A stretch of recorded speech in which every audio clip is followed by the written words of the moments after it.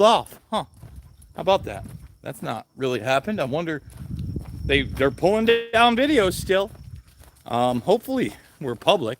I don't know. Nobody's watching. 70,000 plus subscribers. Who needs that, right? Who needs anybody to watch with 70,000 plus subscribers? This one's just for me. Literally zero. Can we get a thumbs up if this is, in fact, not like an unlisted video? Let's see if we are doing everything right. What are the settings here? Is this not live? Jesus. All right, we got one watching. Are we in there? Are we good? And the like. There it is. Finally. Man, this is going to be a tough one. So, Bill Gates video. Did a Bill Gates video all the way back in April of 2020. And essentially, it was Bill Gates admitting that the hate and lies shiggities, the beep boop bop boops, the boop boops, they had no idea whether they're going to work or not. Now, for some reason, YouTube had allowed that video to exist.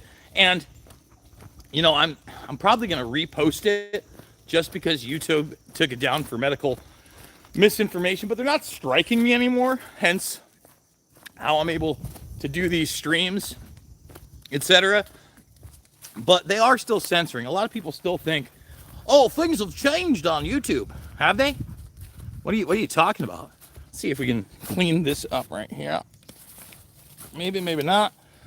Maybe that's a little bit better. Yeah, that's a lot better actually.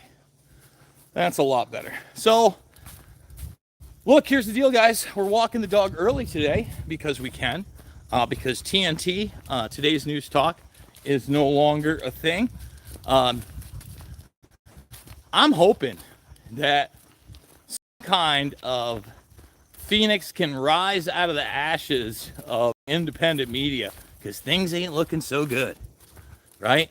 I mean, you can love Alex Jones, you can hate Alex Jones. What's going on over at InfoWars? We don't know how much longer they're going to be around. All right, the Department of Justice has stepped in. Anybody who thinks that that case was, you know, about getting justice for the families of Sandy Hook is absolutely insane. Absolutely insane. Look, again, I don't like what he did.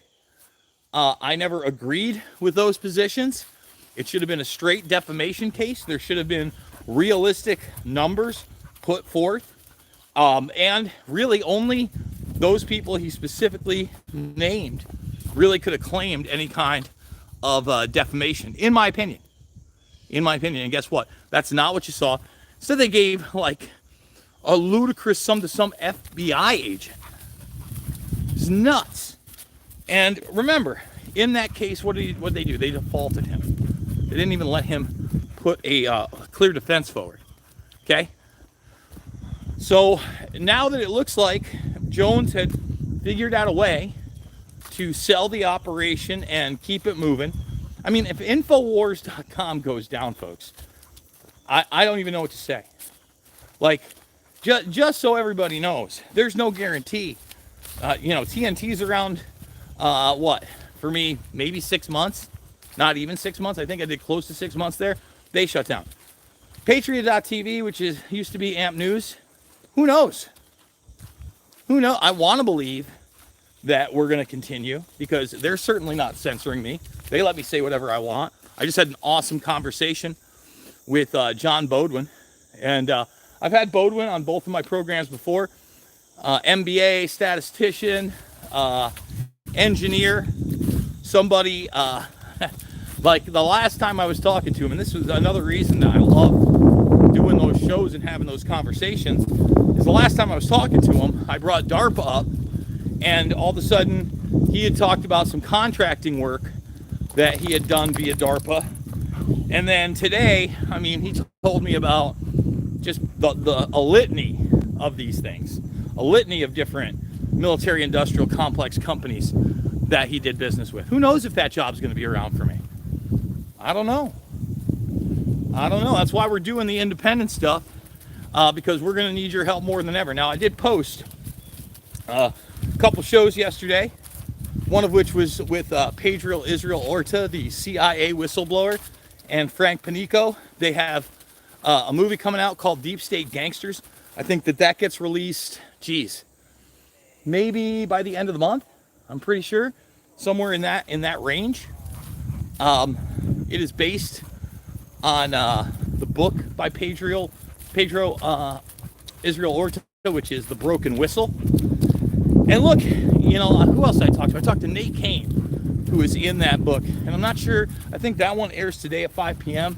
I'm going to be posting that to my page as well. But Nate Kane especially, you know, there's a guy that actually got to look at the evidence via the Hillary Clinton email servers. He broke a story on the Anthony Weiner laptop that I don't know has been discussed anywhere else. Anywhere else. I mean, think about that. We're constantly trying to break news here, talk about things that do not get discussed often at all, and that, you know, truly have real significance and meaning across the board, not left and right.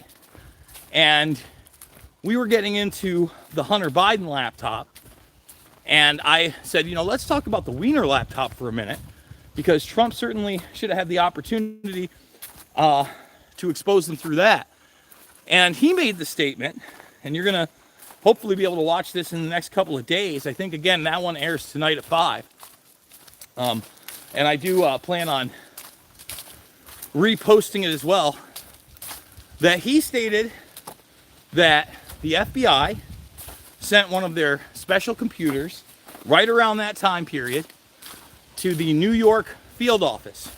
So in other words, the DC outfit sent that out, and it's a type of computer that can forensically go through a hard drive in a manner you can't really do commercially. Now, I've done a lot of restores, grabbed information off hard drives. There is certain software that's out there, but what he's saying is that you can recover a lot more through this type of software.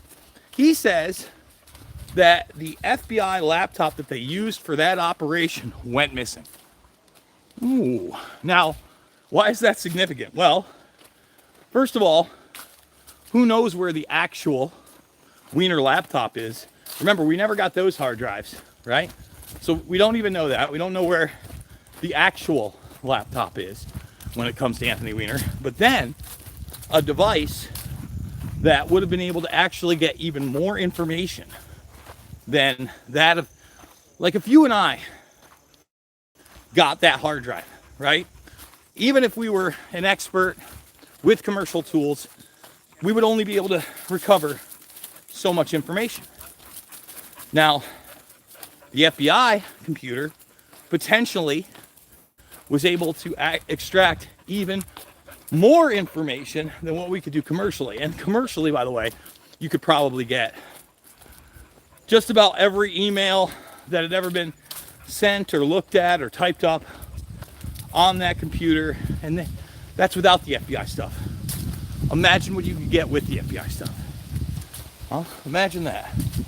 By the way, give the video a thumbs up if you're new to the channel. Subscribe, share. I know that this just seems like a guy huffing and puffing as he walks his dog, and it is. By the way, I need to get back into shape. The shape I am in is round. It's awful. I mean, we got to lose 20, 30 pounds, folks. That's just got to be in the card. So, you know, maybe now with TNT and a 2-hour time slot, all 5 days a week, we can finally start pushing ourselves into maybe some better habits physically. Because that has got to happen. That has got to happen. And believe me, the doggins here would like nothing more. So other videos that are coming up, like I said, we're going to post the interview with AJ Rice called I think it's the White Privilege album, Volume 2. AJ is always fun to have on the broadcast. And I do plan on doing my own live stream, right? So we're going to do a live stream, maybe even today, maybe later today, on the Menendez brothers and the Netflix documentary, Menudo, and more. This is something I've really been reporting on for more than half a decade. And somehow, some way, apparently the same guy that did the Dahmer series, right? This is Monsters. Now, I never watched Netflix Dahmer. I've never even had a Netflix account, everybody. I could give a rat's ass about Netflix. But anyway, the Menendez brothers and Dahmer are very, very different, okay? The Menendez brothers, out of the gate, said they did it because their father had sexually and physically tortured and abused them for decades, okay? And the Dahmer thing, you know, had no theme to his victims. So a lot of people are now starting to take a look. There's plenty of true crime out there on Jose Menendez. So we're gonna, you know, sample some of that, show you some of that. If you didn't see my 1 hour from the Sunday show on InfoWars, the Alex Jones show on space and Polaris Dawn, going to Mars, etc., I think it's a very, very good and compact piece for an hour long. I think it's well worth it. And I will be hosting the Alex Jones show tomorrow. I'll be doing the 4th hour. So with the 4th hour, what do you guys want to see? What expose should I do on the 4th hour of the Alex Jones show tomorrow? Obviously, if something breaks out big time in the news today, we're going to have to go with that. But I have thought about maybe doing a breakdown about what we know and what we don't know via the assassination attempts on Trump. You know, and just getting a big compilation of, you know, the commentary, the articles, the evidence that we have forensically. Really only on the second one, because, I mean, what do we have? Or I'm sorry, the first one, because on the second one, we got like a couple photographs, right? That's a B. That's about it. Let's see. Let's see, what's this? Try to text schedules for your immediate competition. Ryan is pretty much the only guy I ever check out. Yeah, well, I mean, there's also the Independent Media Alliance, which Ryan, myself, Corbett, Whitney Webb, Derek Brose, Steve Poikinen, Richard Andrew Grove, Hervore, so many people are a huge part of. So I'm looking forward to that as well. We're going to be doing panels, debates, etc. Guys, I think that's going to be a wrap. We are here in gorgeous Iowa on the bike trail doing our thing with Smokey the dog. So if you want to check out some real work, some real interviews, you can do so on the channel. You can also check me out over at Rumble, over on Rockfin if you want to support me there. The links down below are there to support me financially, buy me a coffee, PayPal, etc. I couldn't do it without you guys. Next month, and what I mean by next month, in 3 weeks, I will be in, I think, Salem, North Carolina, doing a presentation on transhumanism at the final Reawaken America tour. And this one does look like it's it. Who knows what happens after the election. And then the week after that, I'll actually be in New York to finally go to my buddy's funeral.